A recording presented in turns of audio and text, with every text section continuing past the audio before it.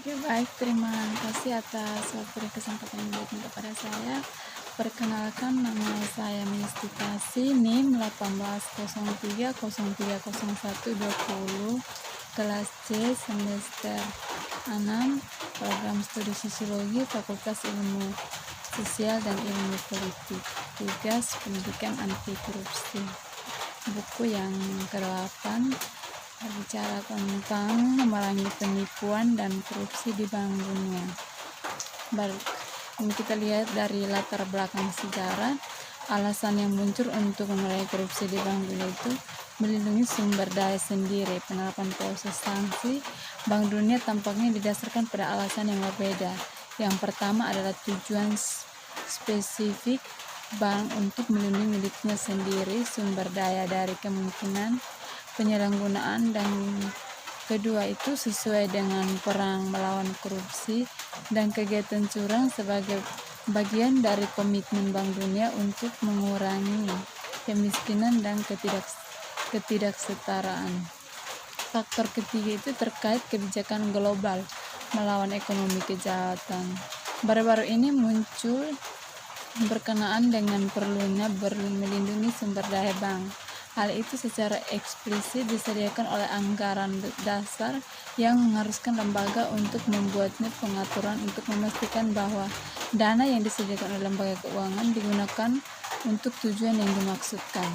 Secara khusus dari pasal 3 BRD artikel perjalanan secara tegas memberikan bank akan membuat pengaturan untuk memastikan bahwa hasil pinjaman hanya digunakan untuk tujuan pemberian pinjaman dengan memperhatikan pertimbangan ekonomi dan efisiensi dan tanpa memperhatikan pengaruh politik atau non-ekonomi lainnya atau pertimbangan.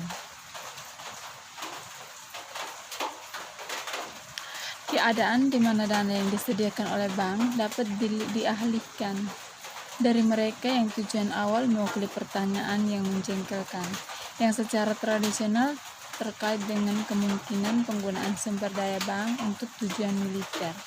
Untuk menghindari aset yang dibayar melalui pinjaman akan dialihkan secara berlebihan. Perlindungan hukum pun diperkenalkan secara progresif dan rekomendasi hukum setiap proyek. Misalnya, dalam beberapa dokumen terdapat berbagai ketentuan kontrak, termasuk membutuhkan komitmen yang mengikat secara hukum dari para peserta untuk mencegah penyalahgunaan aset dan fasilitas yang telah didamai pinjaman. Namun, perlindungan hukum yang mungkin dimasukkan dalam perjanjian tidak bisa menjamin perlindungan mutlak terhadap kemungkinan penyalahgunaan sumber daya disediakan oleh bank. Akibatnya, penerapan sistem melalui mana lembaga keuangan dapat memberikan sanksi kepada individu dan badan hukum itu untuk menggunakan dana yang diterima dan dengan cara yang tidak jujur. Bahkan jika bekerja ekspor tampaknya mewakili elemen yang diperlukan dalam perlindungan sumber daya bank. Dengan kata lain, proses sanksi tampaknya selaras dengan kebutuhan pembuatan pengatur untuk memastikan bahwa hasil dari pinjaman apapun yang digunakan untuk tujuan manapun pinjaman itu diberikan sebagaimana diterapkan oleh pasal 3. Mengejar sasaran bisnis yang telah menerapkan proses sanksi Bank Dunia tampaknya juga terkait dengan alasan lain, yaitu kebutuhan mendesak untuk mengembangkan bisnis yang jelas operasi di tingkat global. Dalam beberapa tahun terakhir, kesadaran yang semakin meningkat melawan kemiskinan itu penting untuk mempromosikan pemerintah yang baik yang telah membuat perlawanan kejahatan ekonomi baik prioritas global utama. Selama 2 dekade terakhir ini, hubungan penting antara pemerintah yang baik, keuangan, dan pengentasan kemiskinan telah muncul dengan jelas. Secara khusus, hubungan tertentu telah dipastikan antara kinerja perusahaan dan elemen yang mungkin mempengaruhi efisiensi pemerintah seperti efektivitas peradilan, adanya korupsi, kualitas birokrasi, dan kepatuhan perpajakan dalam studi besar yang dilakukan oleh kelompok riset pembangunan Bank Dunia. Efek dari beberapa dimensi pemerintah seperti stabilitas politik, ketiadaan kekerasan, efektivitas pemerintah, kualitas peraturan, supremasi hukum, dan kontrol korupsi dipantau meliputi 150 negara.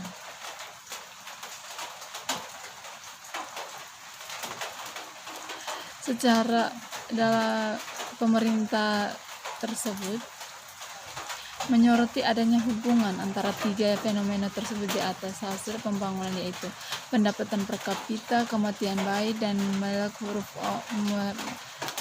huruf orang dewasa secara khusus. Penulisan menemukan bahwa peningkatan tata kelola membawa hasil yang cukup berarti penghargaan dalam hasil pembangunan. Jenis penelitian yang telah mengangkat tumbuhnya kesadaran akan hubungan profesional langsung yang datang antara yang lemah pemerintah dan kemiskinan. Ini karena dampak dari standar tata kelola yang buruk umumnya jatuh paling banyak pada kelompok sosial yang kaya, yang pada umumnya dikecualikan dari partisipasi dalam proses pembuatan kebijakan. Menetapkan aturan untuk pengelolaan ekonomi yang baik dan mekanisme ekonomi yang memadai adalah di antara reformasi yang disarankan untuk dilaksanakan dalam rangka dengan korupsi di global tingkat serta tingkat tanggung jawab yang di dalam hal itu dapat dikaitkan dengan lembaga internasional seperti dari Bank Dunia, Bank Dunia. Namun apa yang dimiliki muncul dengan beberapa kejelasan adalah bahwa sistem yang dilalui keuangan internasional lembaga secara tradisional melakukan kegiatan pendanaan mereka, terutama di hubungannya dengan negara berkembang, tampaknya menjadi salah satu masalah potensial di Indonesia, penyebar korupsi dan komunitas seperti itu. Tidak ada keraguan bahwa korupsi tetap menjadi masalah serius bagi sebagian besar negara tempat bank mengeluarkan masalah pinjaman. Namun hal ini menimbulkan pertanyaan tentang apakah praktik pemberian pinjaman bank memiliki mendorong perilaku korup dan membutuhkan modifikasi atau bahkan regulasi. Lebih lanjut lagi, situasi seperti ini diperburuk oleh identifikasi beberapa struktural kendala penerapannya upaya anti korupsi yang efektif di lingkungan bank. Model operasional struktur tata kelola, kapasitas pengawasan staf dan kontraktor, struktur intensif, norma birokrasi, motivasi politik, dan status lembaga keuangan adalah kebutuhan untuk menjaga integritas kontraknya.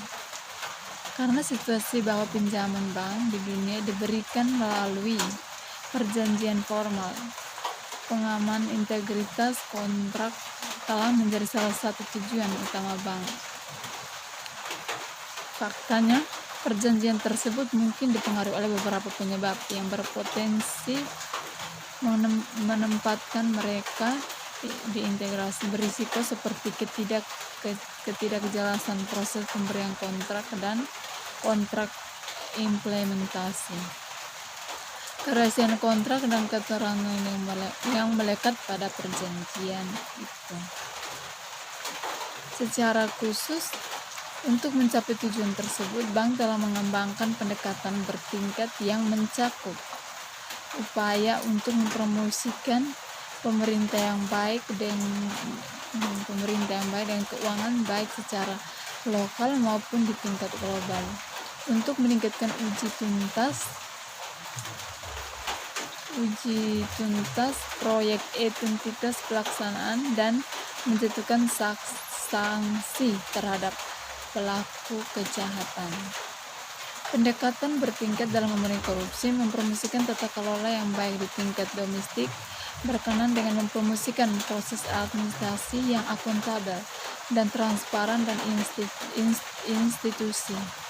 Bank telah membuat komitmen telah membantu pemerintah dalam hal mereka untuk meningkatkan perilaku etis dan pemberian yang efektif. Secara khusus, file lembaga keuangan berfokus pada dua bidang utama. Di satu sisi, tujuan kegiatannya dalam memperkuat sistem manajemen sektor publik dalam cabang eksekutif, termasuk pengelolaannya keuangan publik di pekerjaan publik. Di sisi lain, mereka memiliki tujuan untuk meningkatkan lingkungan tata kelola yang luas di dalamnya di mana sektor publik beroperasi. Institusi yang seperti parlemen dan kantor untuk akuntabilitas publik, upaya bank ini termasuk dalam apa yang disebut dengan kebijakan manajemen sektor publik yang telah diadopsi oleh lembaga keuangan untuk mencapai tujuan tersebut di atas. Baik, sekian dari hasil penjelasan saya mengenai memerangi penipuan dan korupsi di Bank Dunia. Semoga bermanfaat. Terima kasih.